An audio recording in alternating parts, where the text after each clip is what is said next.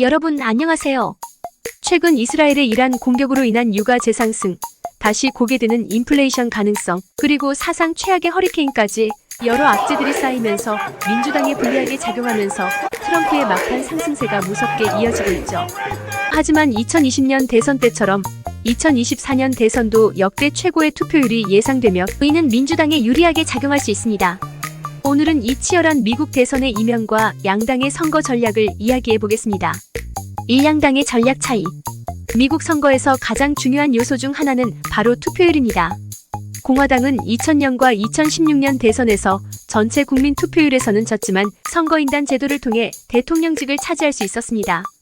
이 때문에 민주당은 더 많은 유권자가 참여해야만 승리할 수 있고 공화당은 낮은 투표율에서 유리한 결과를 기대할 수 있습니다.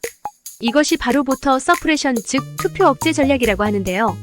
2020년 대선은 미국 역사상 가장 높은 투표율을 기록했고 바이든이 승리한 이유도 바로 그 높은 투표율 덕분이었죠. 이 공화당의 억제 전략. 그렇다면 공화당은 어떻게 투표율을 억제할까요? 가장 대표적인 방법은 유권자 신분증 요구 강화입니다.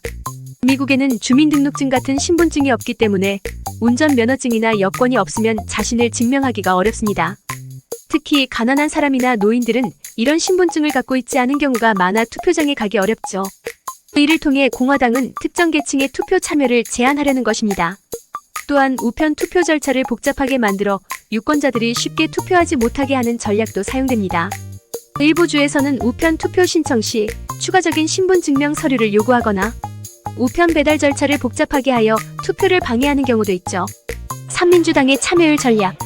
반면 민주당은 투표율을 높이기 위해 다양한 방법을 사용합니다. 예를 들어 버스를 대절해 유권자들을 투표장으로 데려가거나 마이크로 타겟팅 기술을 활용해 유권자들에게 맞춤형 메시지를 보내는 방식이죠. 또 자원봉사자들이 직접 유권자의 집을 방문해 우편 투표 작성을 돕고 우편 투표를 요청한 유권자들에게 필요한 서류를 미리 작성해주는 등 투표 과정을 최대한 편리하게 만들어주는 것이 민주당의 주요 전략입니다. 4선거 참관인과 법적 분쟁 대비 전략. 미국 선거에서 또 하나 중요한 요소는 선거 참관인입니다. 공화당은 참관인을 매우 중요하게 여기며 2020년 대선에서도 17만 명 이상의 참관인을 모집해 선거를 감시했습니다. 이들은 부정 투표 가능성을 감시하고 문제가 발생할 경우 즉시 보고하는 역할을 맡죠. 참관인들은 주로 변호사들로 구성되며 이는 법적 분쟁에 대비하기 위한 전략입니다. 2020년 대선에서도 선거 결과를 두고 많은 소송이 제기된 바 있죠. 2024년 대선 전망과 변수들. 2024년 대선에서도 우편 투표와 조기 투표의 비중이 클 것으로 예상됩니다. 전문가들은 투표율이 60%를 넘으면 민주당이 유리하고 그 이하로 떨어지면 공화당이 유리할 것이라는 분석을 내놓고 있습니다. 또한 일론 머스크가 이끄는 트위터 X가 트럼프 캠프를 지원하며 트럼프 지지층 결집을 위한 중요한 도구로 사용되고 있습니다. 6대선 결과와 향후 전망. 오늘은 이렇게 미국 대선에 숨겨진 이야기와 양당의 전략에 대해 살펴봤습니다. 선거는 숫자 이상의 이야기가 숨어 있다는 점 꼭 기억해 주세요. 다음에도 더 흥미로운 주제로 찾아뵙겠습니다. 구독과 좋아요 잊지 말고 부탁드려요.